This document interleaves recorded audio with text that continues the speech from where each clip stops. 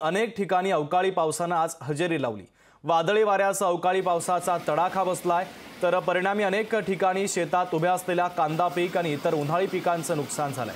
तर पावसामुळे काढणीला आलेली रब्बी पिकं धोक्यात आली आहे। नुकसानग्रस्त पिकांचे पंचनामे करण्याची मागणी आता शेतकऱ्यांनी केलेली आहे। प्रामुख्याने ही काही दृश्य आपण पाहतोय। अवकाळीचा संपूर्ण राज्याला फटका बसलेला आहे। रायगड, रत्नागिरी, छत्रपती संभाजीनगर, शिरूर, हिंगोली, कराड, वाशिम, चिपळूण, सिंधुदुर्ग आणि नागपूर या ठिकाणची दृश्य आहे। अवकाळी पावसाने तुफान बॅटिंग केली। उकाड्यापासून त्रस्त नागरिकांना काहीसा दिलासा जरी मिळत असला तरी उन्हाळी पिकांचं मात्र या पावसाने अतोनात नुकसान केलेलं आहे। त्यामुळे आता सरकारने लवकरात लवकर पंचनामे करून नुकसान भरपाई देण्याची मागणी येथील शेतकरी करतात।